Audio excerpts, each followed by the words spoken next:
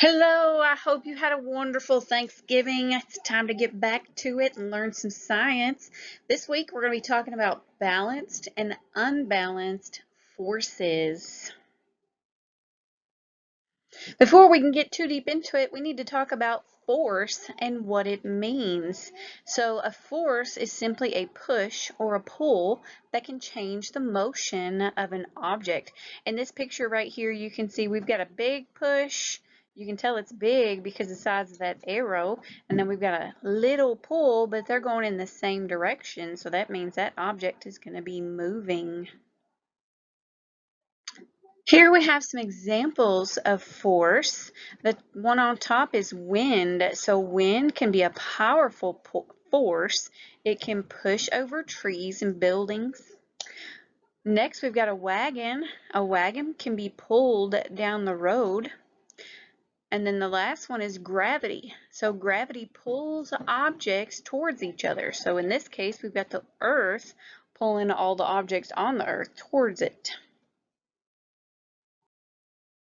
So here we're going to talk a little bit about Isaac Newton, and I hope you've heard that name before. If not, I need you to know he's a super important guy when it comes to science, especially forces. So Isaac Newton was an English scientist that is known as one of the greatest scientists to ever live. He made many discoveries during his lifetime. One of them was the force of gravity.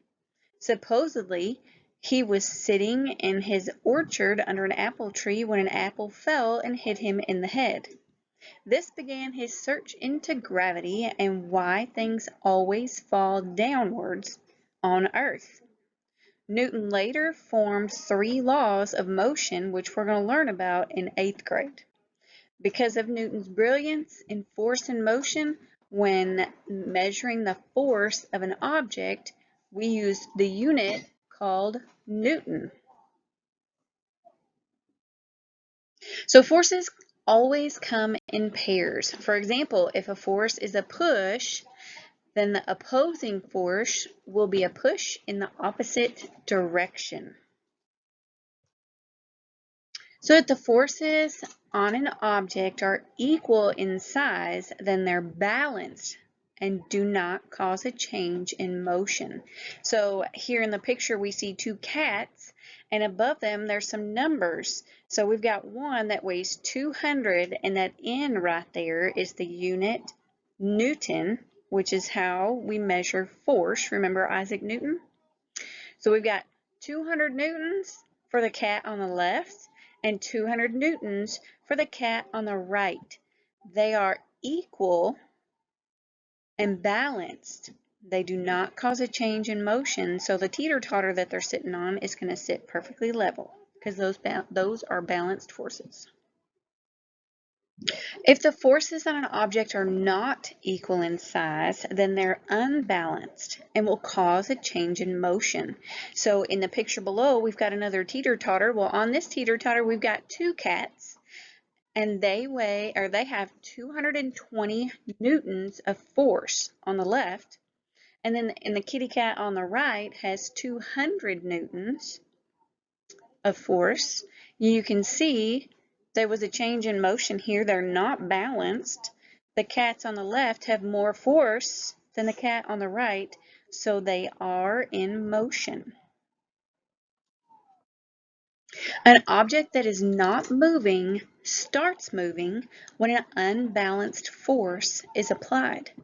An object that's moving changes its speed or direction when an unbalanced force is applied. So a soccer ball in this picture is a great representation of this. So if you are in a field and there's a soccer ball sitting in front of you and it's not moving, and you kick it with your foot's motion causes an unbalance in the forces on the ball, and the ball is going to move in the direction of the larger force. So whichever way your foot is aiming. So that was if the ball is sitting still. Well, if the ball's moving, say your brother or your friend kicks it to you and you kick it back to them, the time it hits your foot, Your foot is going to completely change the direction. Both of those examples are unbalanced forces because they cause a change in motion. The size of the arrows shown on examples show the amount of force applied and the direction of the force applied. So balanced forces, no motion, change. Unbalanced forces equal a motion change. It's really not that hard. But looking at the arrows here, we've got a foot and a soccer ball. Well, if someone's kicking the soccer ball, we know the soccer ball is going to move. If you look at the arrow on the right, pointing in the direction the foot's moving, that arrow is quite a bit longer than the one going the other way. So what that means is the force that the foot is putting on the ball is greater than the force that the ball is putting on the foot. If those arrows are different lengths, you're going to have a change in motion, a change in direction, and it's going to go in the direction of the larger force. So that's going to be unbalanced. Looking at the box on the table, the picture on the right, this is going to be a balanced force. There's no change in motion here. And if you look at the two arrows, we've got one pointing up, one pointing down. They're the same length and the same size. So that means that we have equal forces happening here. There's a force of the box on the table, and there's also a force that the table is putting on the box. They're equal. So those are balanced forces. I bet you can look anywhere in your house right now and see balanced forces all over the place. Just things that are sitting, not moving, all of those are going to be balanced forces.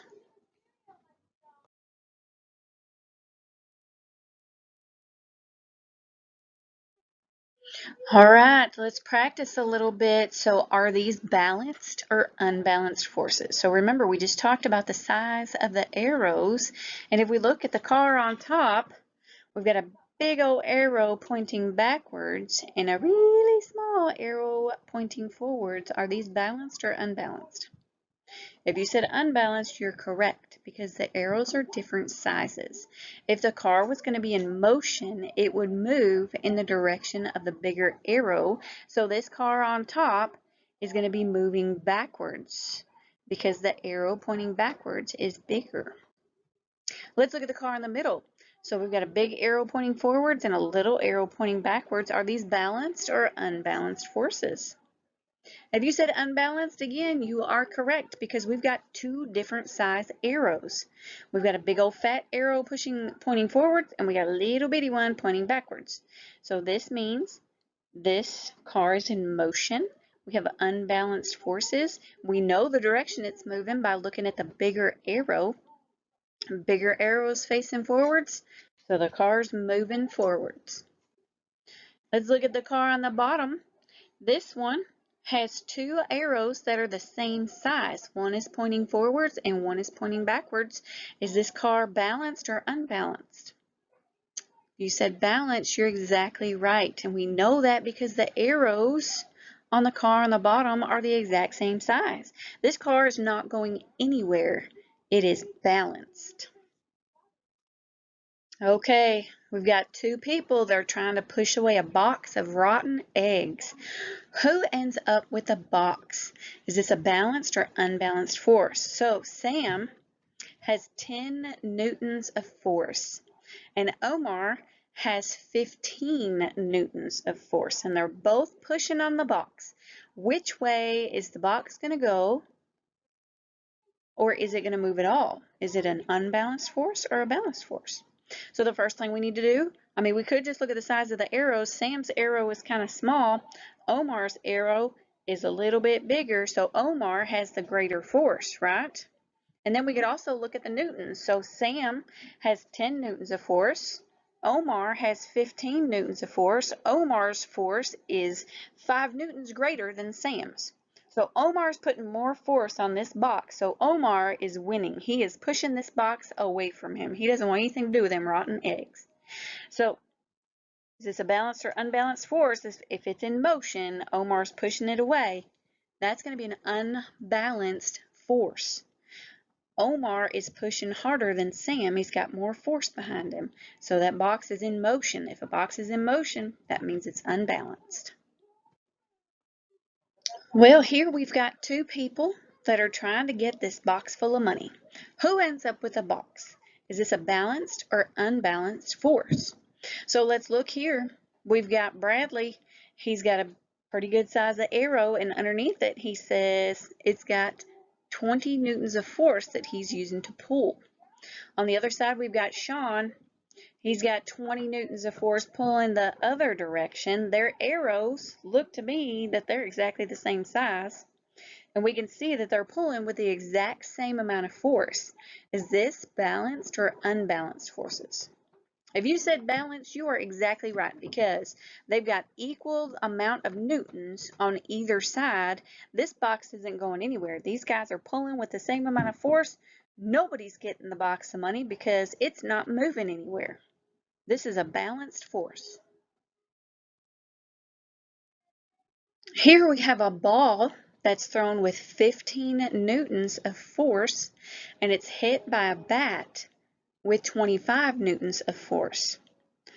Will the ball change speed or direction when hit by the bat?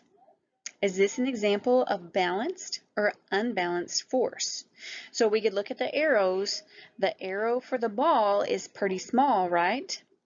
And then the arrow for the force on the bat is bigger. So that right there is a giveaway that this is an unbalanced force, right? And we can also look at the numbers. So it says a ball is thrown with 15 newtons of force. So the ball has 15 newtons of force.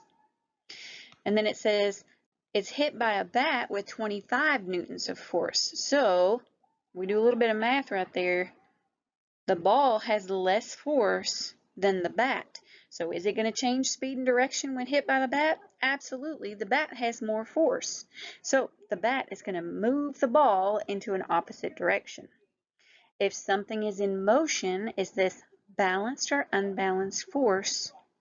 This is going to be an unbalanced force because there's going to be a change in direction. We're going to have a change in motion. Anytime there's a change, that's going to be unbalanced.